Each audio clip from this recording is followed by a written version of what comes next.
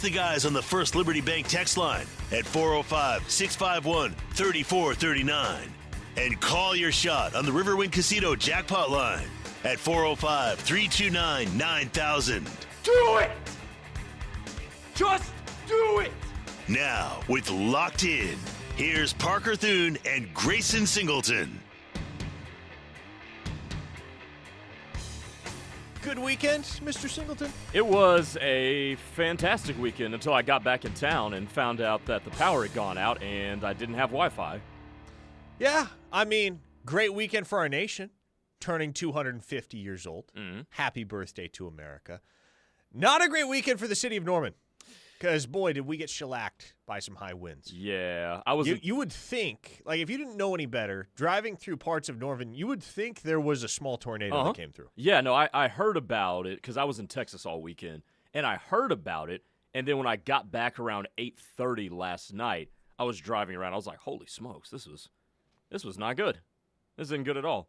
Hey, I got two things from you and Steely's show that I want to pitch to you, okay? Please do. So, on the topic of the poor audio, which I agree more or less with your sentiment, I do think the rise of short-form content also is culpable with the lessering of audio quality. Don't even get me started on short-form content. You don't really make a lot of short-form content. No, because I would prefer for society to have an attention span longer than 10 seconds a decade from now. And that's the direction that we're all pointing. See, interesting, because at the podcast company, we are encouraged to make a lot of short-form content. We actually hire people who do just that. But anyway, so I think short-form content has a lot to do with it. And then number two from you guys' show, how is it a debate between Salma Hayek and Jennifer Aniston? I don't know. I didn't take a side in that debate. I'm not familiar enough with Salma Hayek to make that judgment, nor have I really kept up with Jennifer Aniston over the last, decade or so. I couldn't tell you what, Friends? Yeah. I mean, what does she look like now? I couldn't tell you. I'm sure granted, she still looks good, but Salma Hayek is that's a whole nother seed. I'll take your word for it. You can help build the bracket when the time comes. Oh, I'm not going to be a part of that any more than what I just said right there. Really? No. Why not? Because not trying to get in trouble? Because I have a girlfriend that if she, on the off chance she happened to listen on a day where I have to talk about a babes tournament, would be on my ass. Come on, stand on business. That's not standing on business that I want to, that I want to with my girlfriend. Fair enough. There are certain things, but not that one. Ladies and gentlemen, this is Locked In. Thanks for tuning in, making us a part of your Monday afternoon. We do have some actual recruiting news to talk about, which we will dig into after we let you know that the show is brought to you by Dorsey Jones GMC in El Reno. Family-owned and operated. If you're in the market for a brand new vehicle, why not a GMC? GMC offers some of the most reliable trucks and SUVs on the road today, and Dorsey Jones complements that with fantastic service, including half-price oil changes on Saturdays. So head out to El Reno. Maybe get yourself a little onion burger on the way, and check out Dorsey Jones. Also, hit us up on the First Liberty Bank text line. Send us a text at 405-651-3439. That is how you make your voice heard on the show. And Grayson, we talked a lot about it on Thursday prior to the weekend before it became official, but it is now official. Oklahoma has its man at quarterback in the 2028 class, and it is Trey Taliaferro out of the state of New Jersey, Bergen Catholic High School. Kind of crazy that Oklahoma went from Bo Bentley in the 2026 class, state of Texas. Well, actually, Ben Arbuckle, what he's done is his first commit technically was Jet New from Utah in the 2025 cycle. Then stays relatively local with Bo Bentley, a North Texas kid in the 26 class. Goes down to Alabama for Jamison Roberts in the 27 cycle, and now their guy in the 28 class is a New Jersey native in Taliaferro. Covering a lot of geographical ground with the quarterback takes at the University of Oklahoma. Yeah, man. Sign of the times, man. Sign of the times. And, look, there's no reason to box yourself in. Why would you purposefully say, nah, we're just going to stick in this one area of the country? If you find a dude and there's compatibility between the two of them, go for it, man. I mean, because that's what everybody else is going to do. And in a world now where you're from doesn't really matter all that much. To some degree, it still does. A kid that's from Austin, Texas is going to want to go to Texas. A kid from Norman, Oklahoma is likely, well, the last two big names from there didn't. But anyway, you get my point. You get where I'm going here. Like, it still matters to some degree. But, no, man, just go everywhere. Find who you like. Find who is going to meld with your system and meld with your culture. And if the feeling is reciprocated, pull the trigger on it, man. I think it's honestly a lot of fun to not know from what area of the country the next signal caller might go. And it's a luxury. It's a luxury that Oklahoma is afforded as a blue blood program with a ton of resources, because there are certainly programs at the FBS level that have to thrive on local recruiting because they don't have 7 championship trophies like Oklahoma.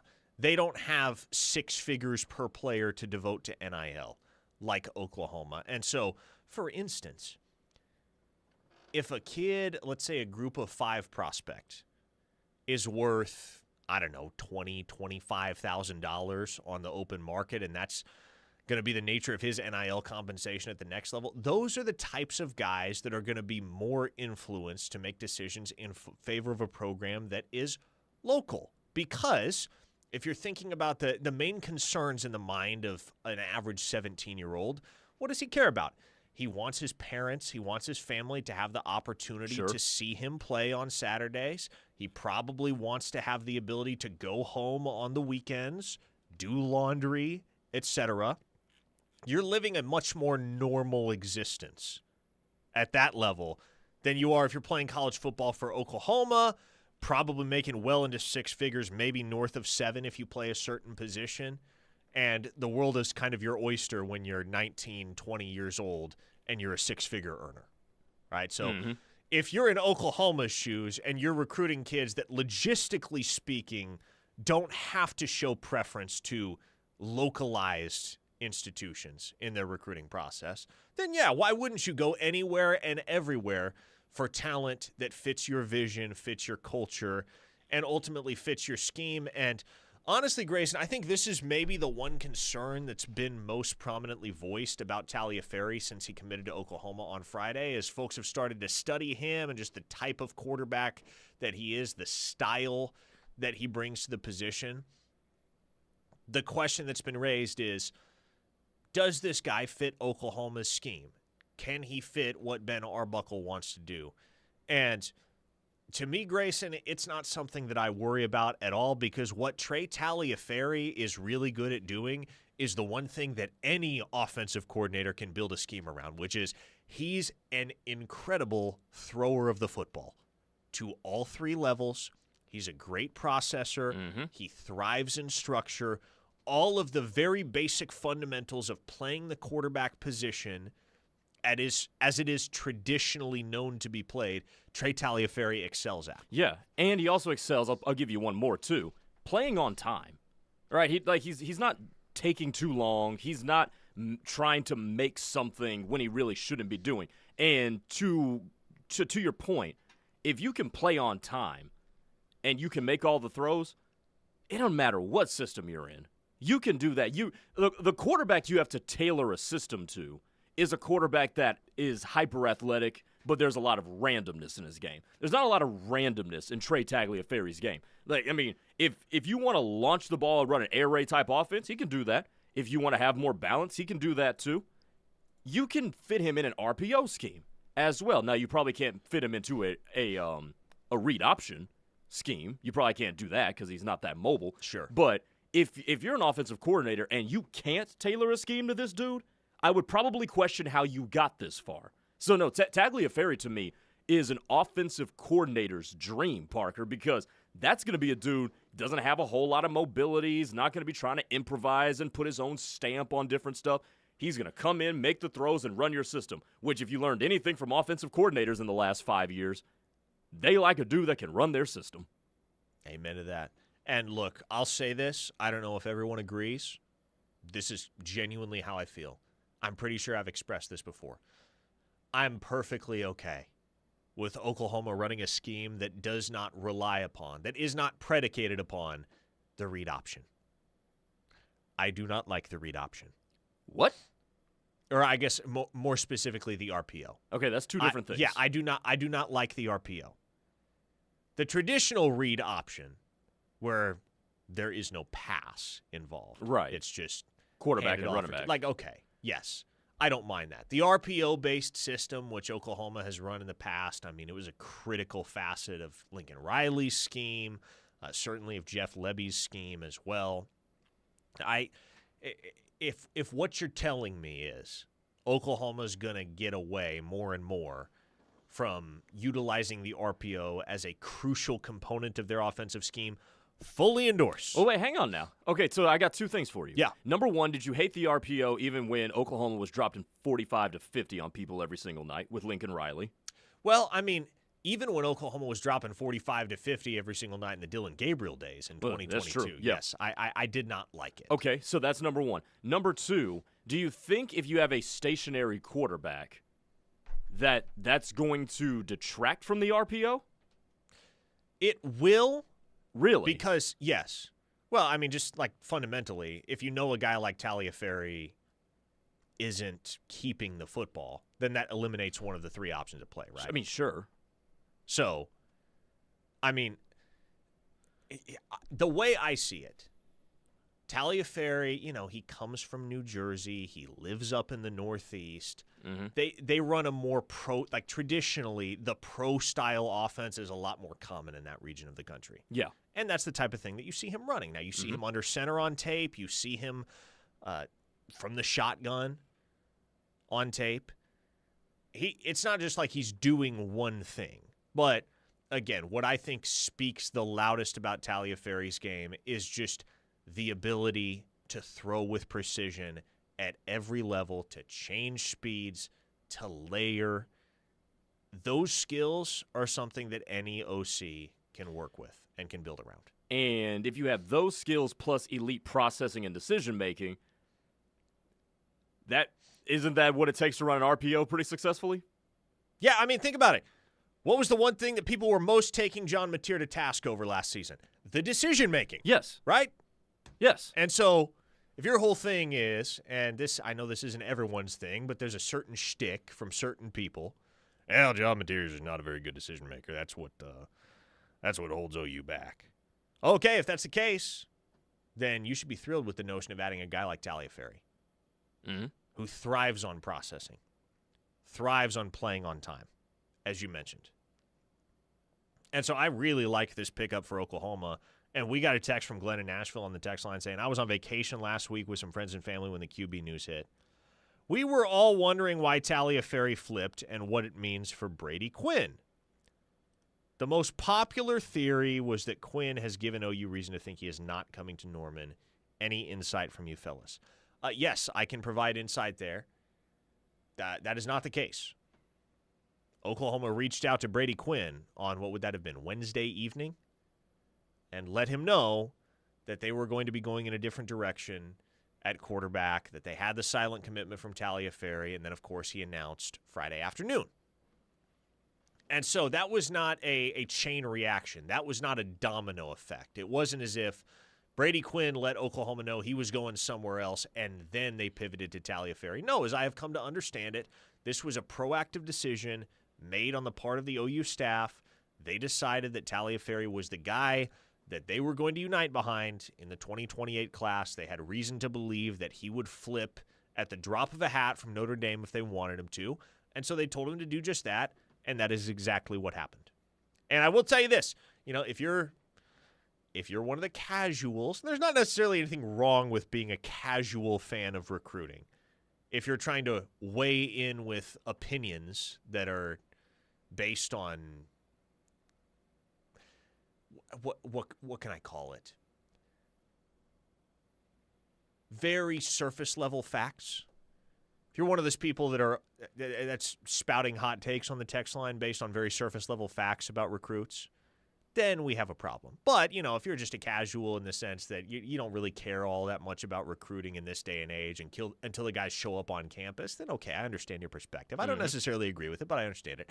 That said, if you are a recruiting casual and all you pay attention to is the ranking next to a guy's name, the ranking on a kid's recruiting profile to tell you how good of a player he is, What I think you'll like about Trey Taliaferro is that of the 5 quarterbacks Oklahoma offered in the 2028 class and pursued to some degree, to some extent, Taliaferro is the highest ranked of the 5.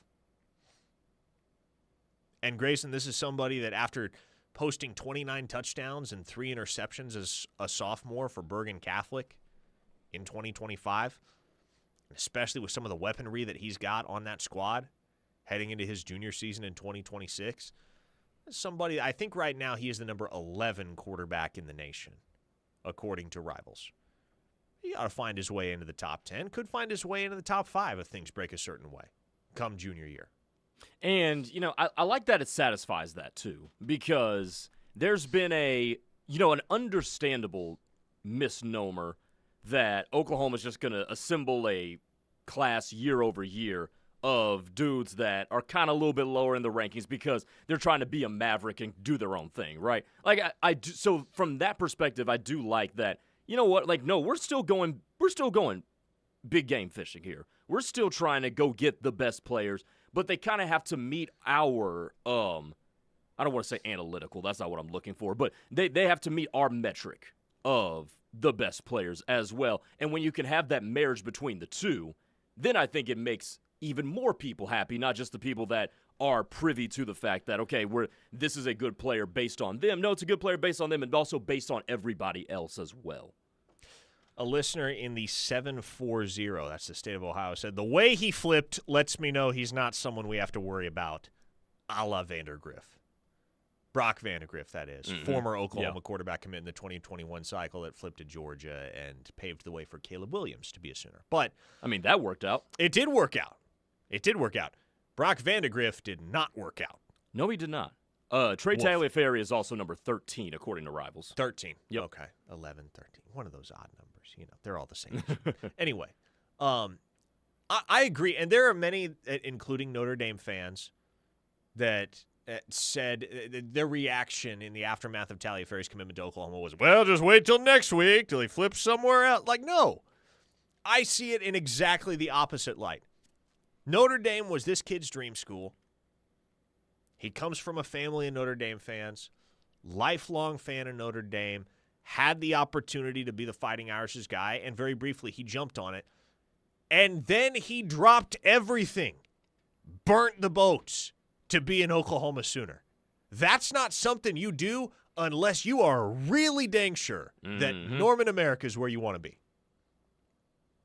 And so I do not worry at all about Trey Taliaferro and his commitment status moving forward. Is that naive? I don't know, maybe. Can you, as we say all the time on this show, never say never in recruiting? I mean, maybe Rutgers wants to throw $4 million at the kid a year from now, and it just doesn't make sense not to flip. But for the time being, it's really tough to imagine a world where Trey Taliaferro bails on the Oklahoma Sooners after the way that he walked away from Notre Dame to be a Sooner. I don't know if I'd put the Rutgers thing out there in the ether. I mean, we live in a world where Vanderbilt flipped the number 1 quarterback in last year's cycle from Georgia. True that. So True I don't know if I would just so cavalierly just put that in the world. Fair. However, what did Rutgers go last year? 4-8? I mean, I know there's levels to this. Sure. Jared Curtis ain't flipping to Vanderbilt if Vanderbilt goes 4-8. I mean, sure. 405-651-3439. That's the First Liberty Bank text line. Oklahoma's first commit of the 2028 cycle is thus in with the addition of Trey Taliaferro. Could there be a 27th member of the 2027 class for Oklahoma hopping on board tomorrow? Let's discuss on the other side. This is The Ref, the home of Sooner fans. Stay right here. Locked In is brought to you every day by Dorsey Jones GMC in El Reno. Dorsey Jones GMC is family-owned and operated with a knowledgeable, low-pressure sales staff here to help you through the buying process and half-price oil changes on Saturdays. Visit dorsey-jonesgmc.com for more information. For the professional, it's not enough to just possess knowledge. That's why at GMC, we seek to refine it, to wield its power, to redefine its boundaries, while pushing the limits. And we put this knowledge to the test in every GMC Sierra. by engineering each one to outperform your expectations. So you know you're getting precision and durability when you need it most. And that's what makes the GMC Sierra the truck worth knowing. We are professional grade. See your Oklahoma GMC dealers. This is Jake Aldrich, partner at Aldrich Teasdale. At Aldrich Teasdale, we worked for the world's largest insurance companies before we learned how they truly treat people and know that they are out to minimize or deny what has happened to you. When fighting them, you need a lawyer who knows their game plan and will be there to guide you every step of the way. From your medical treatment to the final resolution, Aldrich Teasdale will be by your side. Don't wait. Call Aldrich Teasdale today at 405-447-HURT. That's 405-447-4878. For 3 generations, the John M. Ireland & Son Funeral Home and Chapel in Morris continued to serve the community by giving back to local schools, charitable organizations, and first responders. We provide pre-planning for funerals and cremation services at the most reasonable prices. We are proud to be a family-owned and operated funeral home. Award-winning funeral home year after year, our family believes in serving the people of our community. I'm John Ireland. And I'm Solon Daniels. You've got our word on it. Great companies don't just need capital, they need the right platform. Boyd Street Capital builds on the foundation of Boyd Street Ventures, expanding into growth equity and strategic capital. We support companies through every stage of growth with discipline, alignment, and execution. If you're building for the long term, we're built for it too. Connect with us at Boyd Street Capital, under the radar, above the crowd. That's Boyd Street Capital, under the radar, above the crowd. No matter what a strong future looks like to you, you can start building it with a home equity line of credit. Hi, I'm Adam Hurst with Armstrong Bank. There's no time like the present to take advantage of your home equity. From home renovations to wedding expenses, vacations to new cars, the future is yours with a HELOC from Armstrong Bank. Visit armstrong.bank/HELOC to get started. Armstrong Bank. Strength runs in our family. Member FDIC. Equal housing lender. My name is Emma. I am 13 years old. 6 years ago, I was injured in a car accident that left me paralyzed from the waist down. Last January, I got to meet my service dog, Marcia. Marcia helps me open doors. She picks up things that I can't reach. She makes me feel like together we can do anything. We are just one of the thousands of teams Canine Companions has paired together over the past 50 years. Visit canine.org to see the many ways you can change lives. My mom is a veteran and she was injured in the line of duty. I hurt my leg in a training accident when she was only 2 years old. She had 7 different surgeries over the span of 9 years, and there were tons of complications. I'm doing much better now. I may have lost my leg, but I've gained so much. I got my joy back. We got our mom back, thanks to DAV. Every year, DAV helps more than 1 million veterans like Sandy get the health and disability benefits they've earned. My victory is getting my life back. Support more victories for veterans. Go to DAV.org. Don't act like that. Don't wear that. Don't think that. I've heard everything you tell yourself every time you felt different. And I want you to know that you can be vulnerable and powerful. That taking care of your mind is taking care of everyone you love and who loves you. Love your mind. Find mental health resources at loveyourmindtoday.org. Brought to you by the Huntsman Mental Health Institute and the Ad Council.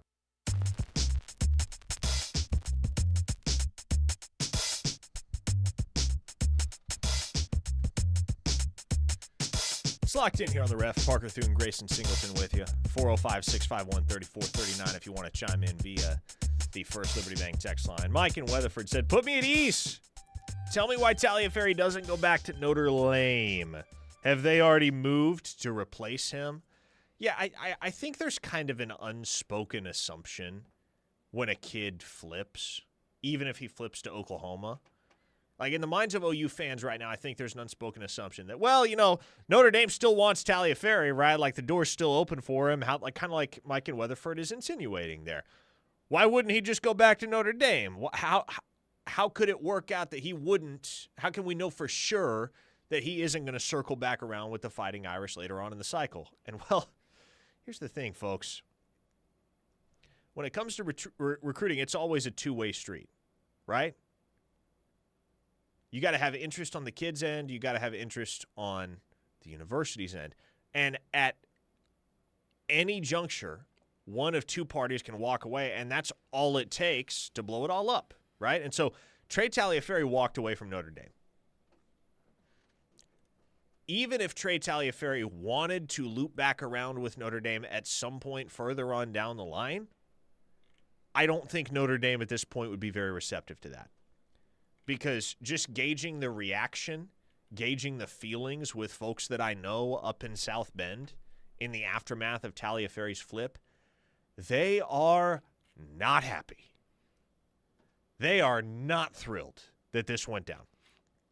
And so would they be open to a reunion with Taliaferro at any point between now and signing day? I would say no. I would say no. And I think you'd understand that a little bit better if I asked this question. Would you, an Oklahoma fan, be totally cool with it if you caught wind that Damari DeZern wanted to flip back from Cal to Oklahoma after everything the Sooners went through with DeZern over the first 6 months of calendar year 2026? No, you'd probably say, screw that kid. He can go to Cal. And that's kind of how Notre Dame fans feel about Taliaferro. If you're not for us, you're against us type of thing. Yeah, and then also you have to realize how the economics of the quarterback position moves as well, because each team only takes one. There also is not a very high supply of very good quarterbacks as well. Like, that goes with any level, pro, college, high school. Like, there's not that many good quarterbacks. So if you've already moved away from one, regardless of how that split happened, you're on to the next quick, because you're only going to take one, and there's not that many. So it's a supply and demand case. We have a super chat on the YouTube chat. KREF Sports on YouTube is where you can find Parker and I. Joby56 says, "What's up, guys? Unfortunately, the only home games I'm off for are UTEP and South Carolina. In y'all's opinion, should I take off for Ole Miss or Texas A&M, and why?" Ooh, good question. It's a really good question. I would say A&M. And the reason I would say A&M is because last time OU and A&M saw each other on a football field, it was the Johnny Manziel Cotton Bowl of 2012. Mm-hmm. Landry Jones' last showing in an Oklahoma uniform, if memory serves me correctly. Old Big 12 South rivals facing off for the first time in 15 years. Facing off for the first time since Manziel and the Aggies soundly defeated Oklahoma 41-13 in a New Year's Six Bowl. Yeah, I think that is going to be more of a must-see TV type experience than OU Ole Miss, because we've seen OU Ole Miss for 2 straight years now. Yes. Right, and like OU went to the Grove and lost. They hosted Ole Miss last year and lost. And there was the Lane Kiffin angle last year. You know, like that was in the heat of... Which I'm still going to miss. Oh, my goodness. What a chaotic time that was. Because that was in the heat of the Lane Kiffin will he, won't he saga. Not just with LSU, but with Florida as well. That was late October. October 26th, if memory serves me correctly. And so there were all kinds of storylines heading into that game. It was a good game, a one-possession game. Came down to the final play. John Mateer had a Hail Mary that fell short. And Ole Miss won in Norman. And so you've seen these two teams square off in SEC play for 2 straight years now. I would argue that matchup is less compelling, less interesting with Pete Golding at the helm this year than it was last year with Lane Kiffin at the helm. Is. I don't know that I can count on Trinidad Chambliss being the same version of Trinidad Chambliss that we saw last year without Lane Kiffin at the helm. And without Charlie Weiss either. And so I think there's a lot more intrigue wrapped up in that Texas A&M matchup, especially because of the historical significance of that particular face-off. I'll give you one reason why the answer is Texas A&M. Because that game might be a college football playoff eliminator. Like, I mean, you look at those two team schedules. We know Texas A&M is due usually for a loss that you don't forecast. There's a chance, there's a very good chance that both of those teams come into that game with 2 losses. I think that's the overwhelming likelihood that both teams come into that game with multiple losses. So at that point, that's the end of the regular season too. one team still has a chance. The winner will still have a chance to get to the playoff. The loser likely is done. So that would be my reason for why the A&M game should be the one you go to. Mm-hmm. Back to Taliaferri here. The bleeper says, why would either school fuss over the 13th ranked quarterback in the class? You say that like Taliaferri sucks. You say that like it's well known and established that he's just mediocre, just a guy. No, okay, yes, the rankings say right now he is the number 13 quarterback in the country. Can we acknowledge first and foremost that's still a really good ranking? 13th in the nation? That's probably what, like top 10%, if not top like 3%? A, that's a really good ranking. B, if you watch Taliaferri on tape, you understand there's a much higher likelihood that he rises in the rankings, which will remain fluid for the next year and a half, than that he falls. Sooner287 says Taliaferri will be an Elite 11 superstar.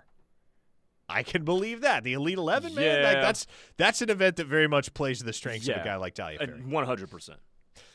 100%. We have some counterexamples on the text line when I said Notre Dame's not going to want Taliaferri back.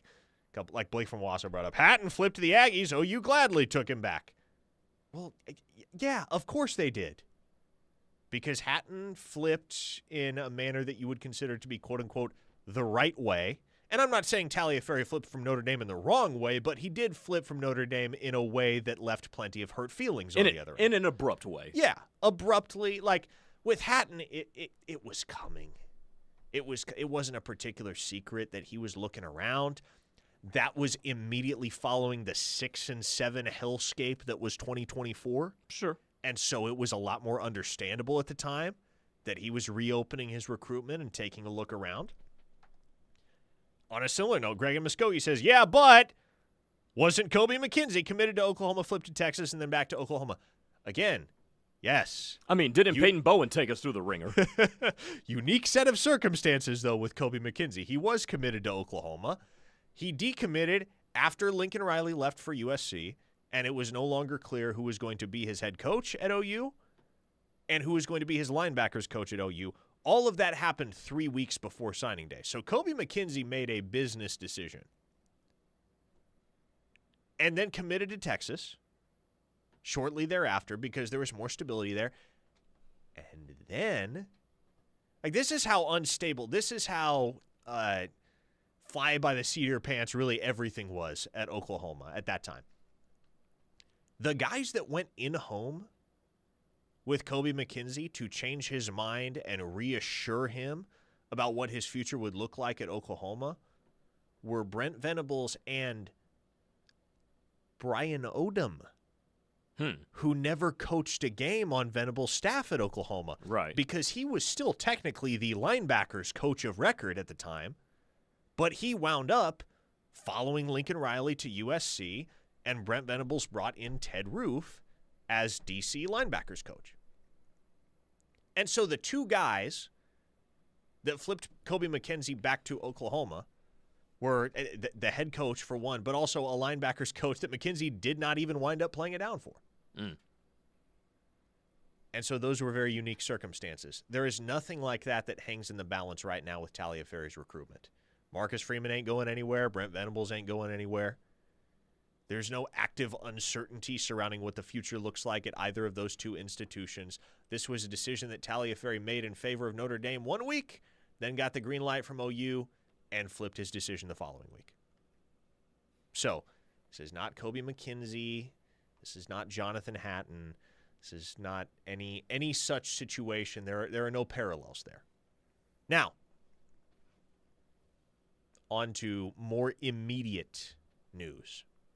More immediately pending news, I should say. Tomorrow morning, we will get a decision, or tomorrow afternoon, I do believe. I think it's early tomorrow afternoon. We're going to get a decision from 3-star safety Jaden Fields out of Hutto, Texas. And this is, Grayson, really the last target for Oklahoma in the 2027 cycle. We have nothing left to talk about as far as storylines in the 27 cycle once Fields comes off the board. Now, that does not mean Oklahoma is done. That does not mean the class is complete. They are still going to take a look around at a couple positions of need.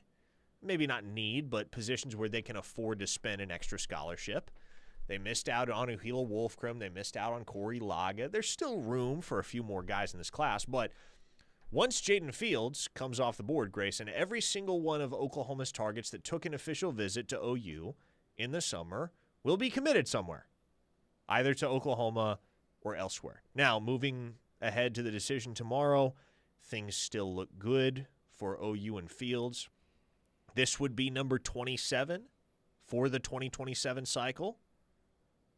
And Jim Nagy and the front office, and that whole coaching staff, they got a pretty complete body of work as far as recruiting goes in the 27 class once this one goes final tomorrow with Fields. And I would say, regardless of whether Oklahoma gets Fields or not, they've done a pretty bang-up job. I mean, you look at what you could have at the beginning of the cycle set as objectives, right? Number one, let's try to get all these dudes from Oklahoma because they're actually really, really good, a lot of those top players. They did that. Number two, let's drive our footprint somebody else.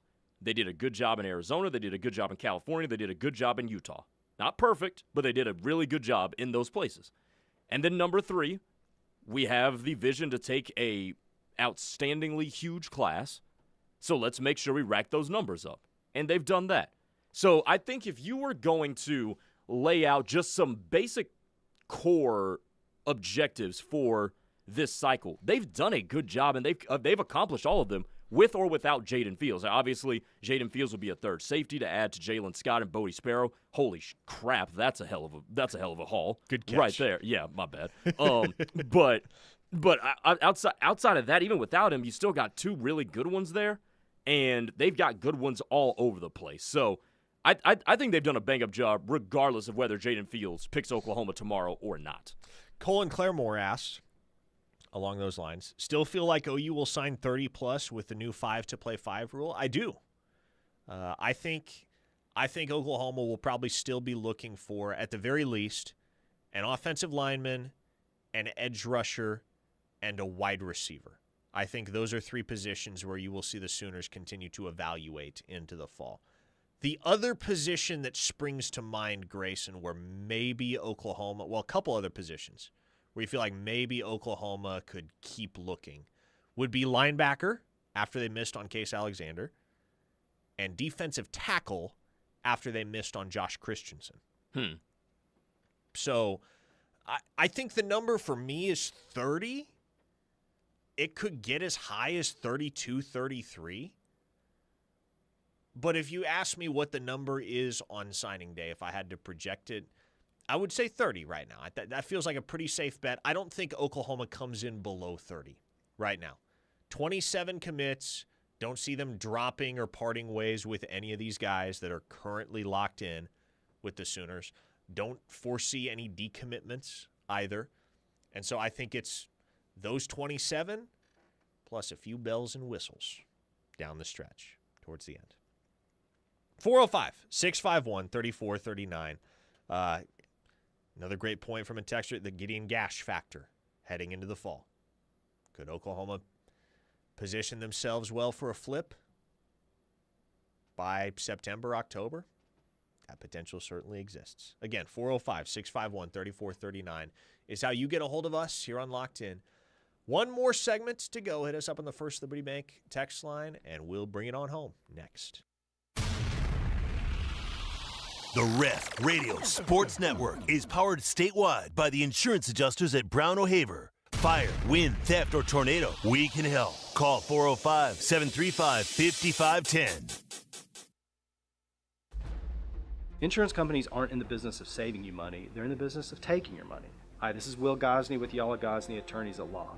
Have you ever had an insurance claim and thought, wow, I really am in good hands, or these folks truly are treating me like a neighbor? Well, that's where we can help. We'll deal with the stress. We'll get you back to your normal life. So save our number in your phone. And if you're ever hurt in a wreck, call or text us at 405-800-8080. It's 405-800-8080. Hey guys, it's Dory Noka. Have you been involved in an auto accident? If so, it's time to contact the OKC Car Crash Clinic of Dr. Martin Lopez. He's a board-certified and fellowship MD with unparalleled training and experience. Dr. Lopez works with a great team of healthcare professionals and attorneys to help you achieve the best physical and financial recovery. Contact Dr. Lopez at 405-86-CRASH or at okccrash.com. Don't forget to listen every week to the Dory Noka Show for the Impact Player of the Game, brought to you by Dr. Martin Lopez. No matter where you live, you care about one thing during bad weather: keeping your family and property safe. Scissortail Roofing and Construction is here to ensure just that. Whether it's damage from strong winds or a hailstorm, we will manage your residential or commercial project from start to finish. Call us today, 405-928-8089, or visit us online at scissortailroofing.com for a free estimate. Call Scissortail today, your trusted local roofing and construction company. What if the key to healing your body starts with your brain? At OK Theta and Wellness, Dina and Chad, a nurse practitioner and neurosurgeon turned wellness coach, combine experience and compassion to guide you toward lasting change. Their holistic treatments use advanced technologies like EECP for cardiovascular health and improved blood flow, the Theta Chamber for stress, emotional processing, and athletic performance, Stem Wave for chronic pain, and the Morph device for neuropathy relief. Discover a new approach to wellness. Learn more at oktheta.com. Rev up your Cardinals wardrobe on Friday, July 10th when the Cardinals battle the Braves. That night, fans can shift into style with the Cardinals garage-style button-up presented by Brown & Crouppen. A retro-inspired look featuring detailed stitching and a classic patch for vintage game day vibes.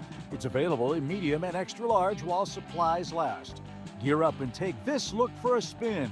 Get your tickets now at cardinals.com/promotions. This is Dustin May. See you at Busch Stadium. Aging well means staying healthy, active, and independent. To age well, we need to take care of our bones.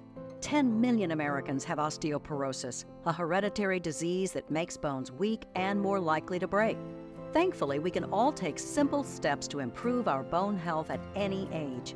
Eat a healthy diet that is rich in calcium and vitamin D. Get regular weight-bearing exercise, which means on our feet. Get bone health tips at pathtogoodbonehealth.org. Focus highlights the specialized care ratio and the specific $85 scholarship goal. At Sunhive Collective, we believe safety and independence go hand in hand. That's why we maintain a specialized 2-to-1 member-to-staff ratio for young adults with disabilities. But this intensive care costs $85 a day, a barrier many families can't cross. You can help. A gift to our Pollinate the Hive for $85 scholarship fund provides purpose and belonging. Give today at sunhivecollective.com/donate. Keep our members thriving. You wanted to be cool, which led you to smoking, which led to a pack a day. Then you met that special someone, which led to starting a life with them, which led to wanting to live longer, which led to quitting. Then you heard you may be at risk for lung cancer, which led you to getting a low-dose CT scan. If you smoked, get scanned. Talk to your doctor and learn more at savedbythescan.org. Brought to you by the American Lung Association and the Ad Council.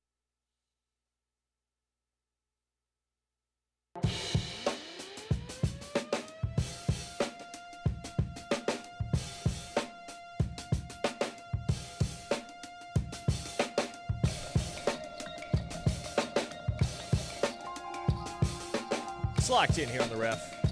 One final segment here. Parker Thune, Grayson Singleton hanging with you. Greg and Muskogee hit us up on the text line 405-651-3439. We'll get to his text in just a second. But I want to give a shout-out to Doug and Norman, because Doug brought me the Athlon Sports 2026 College Football Preview magazine. Mm-hmm. As he does. It's not always this specific magazine, but he always brings me a magazine before the season starts. And so I've just kind of been flipping through like a sicko, reading all these evaluations and snippets and nuggets on teams that I will probably not watch at all this fall. But I got to the MAC section, and let me tell you, Grayson Singleton, I love the MAC. Why? I'll tell you why. The reason I love the MAC is because the MAC, well, at least until Northern Illinois left for the Mountain West and Sacramento State bought their way into the conference, The MAC was like the last bastion of true old school geographical conferences. Yes. Not only that, but like it's also just, it's blue collar football. It's upper Midwest. They play on Tuesday and Wednesday nights in 20-degree weather. And it's great. Like, it gives us all something to watch during the midweek lull between football weekends throughout the season. And, I mean, you think about some of the coaches. Like, Chris Creighton has been at Eastern Michigan forever. Frank Martin has been at Miami of Ohio forever. It's just so there's a level of tradition to everything that happens in the MAC that has been lost a lot of places over the years with how college football has kind of reshaped itself. But yeah, it used to be the case prior to Northern Illinois' departure and Sacramento State buying their way into a seat at the table. Like, it used to be the case that all of the schools in the MAC were within like a 3-hour drive from one another, except for Buffalo, which was a little bit of a lengthier trip away. But a little bit? I mean, it's not that far away. I guess it may not be that far, actually. Yeah, because you got to think it's way on the west side. Right. Of New York, Yeah. It may be closer to Ohio. Don't roast me if I'm wrong. I'm not looking at a map. I get your point. Yeah, it might be closer to Ohio than it is to like New York City, for instance. I mean, that's not far off. Uh-huh. So you love the MAC, huh? I love the MAC. I didn't know this about you. The MAC is America. And I mean, look, every once in a while you get some guys like a Ben Roethlisberger who comes out of Miami of Ohio, or I'm trying to think of other, like Antonio Brown play in the MAC. He did, Central At Michigan. Central Michigan, Good yeah. call. Yeah. You get a guy like Antonio Brown. So I tell you, man, you never know. We have to preserve the MAC. The MAC represents everything that is good and right about college football. Caden Woolard. Remember Caden Woolard? OU transfer a couple of years back from the MAC. Played 2024 at OU after spending 3 years at Miami of Ohio. Any other OU transfers that have come from the MAC in years past? Let me know if I'm forgetting anybody. Hey, we got a question on the YouTube that I think is really good. Yeah. Welby says, I'm curious to know how many quarterback starters in the P4 originally signed with that school. I've become a bit cynical, especially with quarterback recruiting. Yeah, that's fair. I mean, let's think about just the top tier of college football. Darian Mensah started at transfer. Tulane. John Mateer started at Eastern Washington. Transfer. Or Washington State. Arch is homegrown. C.J. Carr. Yeah, C.J. Carr. Julian Sayin. Mm-hmm.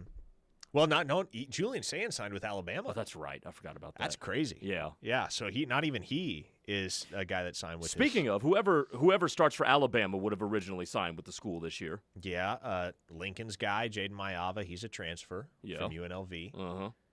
Yeah, man, it's north of 50%, well north of 50%. The majority of P4 starting quarterbacks are transfers. That is absolutely true. Greg and Muskogee, over to his text. You said that Oklahoma will probably take 30 recruits this cycle. My question, is this a case of the transfer portal every year so universities are playing defense because of it? And I heard Plank this morning talking about he read where a lower 4-star recruit is now worth $450,000 coming right out of high school. This is not sustainable. I agree with you, Greg, on one count. It is not sustainable. Nothing about the current economy of college football is sustainable. But as long as the market is what it is, you have to play the game. And it's certainly not the case that every low 4-star recruit is worth $450,000. That is a reasonable figure that some guys in that range are getting paid right now. It's not the case across the board. Now, the reason Oklahoma is taking 30 recruits doesn't really have to do with the transfer portal. At least in my assessment, Grayson, based on the conversations that I have had, based on just kind of piecing together the data from this class, kind of lining it up with what's going on structurally in college football in the here and now. To me, this has more to do, much more to do, not with the transfer portal, but with Oklahoma's expanding of the roster to 105 full-fledged scholarship players. Right. And the cost analysis of that is that it's cheaper to fill those expanded spots with dudes that you sign out of high school and not guys from the portal. Yeah, I believe on this show we have coined the term 105 guy. Mm-hmm. What is a 105 guy? It's a guy like Christian Moore, for example, that Oklahoma signs on scholarship as a more lightly recruited lower-ranked dude, but they sign him because he's going to be cheap, not going to require a ton of NIL, and he can occupy one of those scholarships that arises as a result of the expansion from 85 to 105, i.e. probably not a guy you're rostering, probably not a guy you're stashing in the 85 scholarship era, but in the 105 scholarship era, absolutely. You got room for 20 more dudes. Take 20 projects that could turn into something down the road with development and seasoning and polishing. Yeah, no, I 100% agree. And I think it's just better for team camaraderie and building the culture when those guys are signed out of high school and not guys that you're fishing out of the portal. Let's wrap up here on today's show by getting to our Recruit of the Day, brought to you by Keystone Property Management. If you're looking for a place to call home in Oklahoma City or Edmond or need a trusted team to manage your rental investment, well, good news. Keystone Property Management is your full-service solution. They specialize in leasing and managing high-quality rental properties with exceptional service for both tenants and owners. From marketing and tenant placement to rent collection, maintenance coordination, inspections, and owner support, they handle it all with professionalism and responsive communication. Keystone Property Management, outstanding service, every property, every time. Hit up our boy Drew England at 405-368-1836 or check him out at KeystonePMOK.com. And our Recruit of the Day, Grayson Singleton, I did this very intentionally. The conversation in 2028, or with regard to the 28th cycle for several months now, has been, who's the quarterback? Well, we know who the quarterback is now. It's Trey Taliaferro. Now the question becomes, who are his weapons? Who can Oklahoma surround him with at the offensive skill positions in the 28th cycle? And I think the name that is top of mind for many folks because of his level of talent as well as his proximity to campus would be four-star tight end Connor Arendt out of Bigsby, Oklahoma. I would say so. And by the way, with Connor Arendt, too, number one, he comes from that Bixby system. And if you've been able to watch anything of Bixby, you know that this is going to be a dude who always is going to do. It's a very do-your-job type of culture down there. He does his job. I mean, and he does his job well. By the way, you want to talk about tight ends that can block in the run game? Look no further than Connor Arendt, by the way. Like he'll stick a dude in the run game. But I think he also can play a modern tight end. Very useful in space, can catch the football. He's already a bigger guy. 225 is what he's listed at going into the last football season. So, I like the dude. I think if they pull the trigger on him, unlike what they did with the kid from Owasso that you really liked recently. Yeah, and they have pulled it. They have offered Arendt. Yes. So yeah, there we go. I think that'll go a long way toward, having some more Oklahoma representation, which, can never run afoul with a fan base. Kid has OU ties, loves Jason Witten. There's a strong early OU vibe in his recruitment, no question. But, I mean, you said it, man. That's the thing that jumps out about Connor Arendt when you flip on the tape is the first highlights you see, it's not Connor Arendt catching passes. Mm-hmm. It's Connor Arendt throwing blocks. And it's interesting because, Parker, I don't know if Connor Arendt will ever be a guy that catches 35 balls in a year at tight end at the collegiate level. But, boy, is he going to be useful, and he is going to be felt. I mean, Nebraska's own Nate Borkacher was a top 60 draft pick this past year as a blocking tight end. When you play that position and you're a decent pass catcher, but you can clear dudes out in the blocking game, there's a spot for you, not only at the P4 level, but at the next level. And, man, just kind of evaluating him over the course of the last year or so since he really flashed onto the radar, I think that the best comp that I've come up with, and maybe it's not flattering enough in some people's minds, but keep in mind this kid was a top 100 prospect back in the day. I think the good comp for me is Austin Stogner. Sure. Just devastating blocker. Maybe not a great mover, but a plenty good one. Really physically developed for being so young. And I think when I make that comp, some people are going to hold their noses at it because they don't remember Stogner being all that impactful of a player at Oklahoma, but those people forget how much of a demon pre-sepsis Austin Stogner was. Y'all remember when he had sepsis in 2020? I mean, granted, most people on planet Earth pre-sepsis and post-sepsis are going to be different people. Dude lost 40 pounds due to a bout with sepsis. that he sustained from just some random hit that he took in the Kansas game and was never quite the same as a player after that. But pre-injury Austin Stogner, that was a bad dude. Connor Arendt, he can be a bad dude. By the way, you bring up Nate Borkacher. You know how many passes he caught in his entire career in college? 19. No, his entire career. 38. Oh, I cut it in half. I was real confident in that answer, too. Well, he caught 19 last year at Texas A&M. Okay, there you go. Maybe that's what it was. 19 for 196. Regardless, that, I think, ties a clean bow on it for today's installment of Locked In. For Grayson Singleton, I am Parker Thune. Thanks for coming along for the ride. Monday is always a jam-packed show. We'll have another one for you tomorrow. The Rush is next here on The Ref, the home of Sooner fans. Take it easy.